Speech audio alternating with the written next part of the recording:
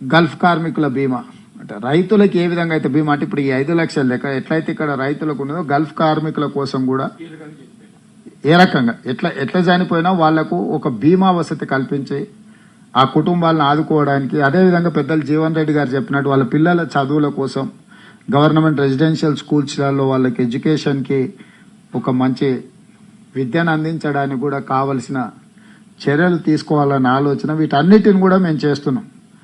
ఎందుకంటే ఈ ప్రభుత్వం ప్రజలందరూ కష్టపడి ప్రజలు కోరుకొని తెచ్చుకున్న ప్రభుత్వం. ఈ ప్రభుత్వాన్ని చూసి ప్రజలు భయపడకూడదు అనేదే నా ఆలోచన. ఈ ప్రభుత్వం దగ్గరికి వెళ్తే నాకు ఏదైనా సహాయం జరుగుతుంది, సహాయం జరగకపోయినా సలహా నాన్న ఈ ప్రభుత్వం నుంచి దొరుకుతుంది, సమస్యల్లో సుడిగుండల నుంచి బయటపడడానికి అని ఒక నమ్మకం విశ్వాసం కల్పించాలన్నదే మా ప్రభుత్వం యొక్క ఆలోచన.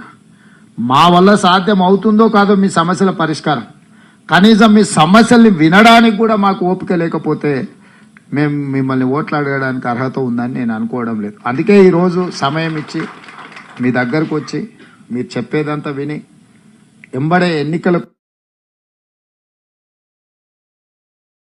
దీని మీద మళ్ళీ మేము సమావేశం జూన్ ఎండ్ లోపల అంటే అసెంబ్లీ సమావేశాలు ఎట్లుంటాయి ఇవి ఎట్లుంటాయి ఒకసారి చూసుకొని జూన్ జూలైలో మా పాలసీ డాక్యుమెంట్ తయారు చేసి దీనికి ఒక ప్రత్యేక విభాగం, ఒక సీనియర్ ఐఏఎస్ ఆఫీసర్ను, ఒక వ్యవస్థను ఇంక్లూడింగ్ పాస్పోర్ట్ తీసుకోవాలన్నా కూడా ఇక్కడికి వస్తే అక్కడ ఒక పాస్పోర్ట్ కౌంటర్ పెట్టి అప్లికేషన్ ఎట్లా నింపాలి నుంచి మొదలు పెడితే మీ పాస్పోర్ట్ ఎట్లా తెచ్చుకోవాలని కూడా సహాయం అందించాలన్న ఆలోచన చేస్తున్నాము.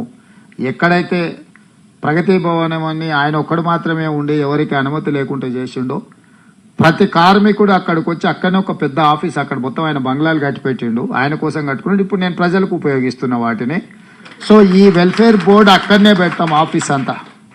ఒక ఐఏఎస్ ఆఫీసరే కాకుండా ఆయన కింద ఒక 10 to 5 ఆఫీస్ ఫంక్షన్ చేసేటట్టు ఎవరు వచ్చినా వాళ్ళని కూర్చోబెట్టి ఏం సంగతి, ఎక్కడికి వెళ్ళాలనుకుంటున్నావు, ఏమనుకుంటున్నావు, నీకు పాస్పోర్ట్ కావాలన్నా పాస్పోర్ట్ కూడా అక్కడ ఒక కౌంటర్ ఇచ్చి పాస్పోర్ట్ అప్లికేషన్ నుంచి దాంట్లో ఏం వివరాలు పొందుపరచాలనో కూడా మీకు అసిస్ట్ చేయడానికి ఒక వ్యవస్థను ఏర్పాటు చేయాలనుకుంటున్నాము. ఎక్కడైనా ఏదైనా సమస్య వస్తే టోల్ ఫ్రీ నెంబర్తో పాటు మీరు అక్కడికి వస్తే ఆ వివరాలు నోట్ చేసుకొని రాష్ట్ర ప్రభుత్వం తరఫున ఏ దేశమైనా సరే నెగోషియేట్ చేయడానికి ఒక వ్యవస్థను ఏర్పాటు చేయాలనుకుంటున్నాము. ఎందుకంటే మీ తరఫున మీరు మాట్లాడాలంటే మీకు సమస్య అవుద్ది, మీరు మాట్లాడినా వినేటోళ్ళు ఉండరు. కానీ అదే ఒక రాష్ట్ర ప్రభుత్వమే ఆ దేశంతోని లేకపోతే ఆ ఎంబసీతోని లేకపోతే ఆ సంస్థతోని మాట్లాడడానికి దిగితే సగం సమస్యలు ఆటోమేటిక్గా పరిష్కారం అయిపోతాయి. అట్లాంటి వ్యవస్థను కూడా పకడ్బందీగా మన రాష్ట్ర ప్రభుత్వం ఏర్పాటు చేస్తుంది.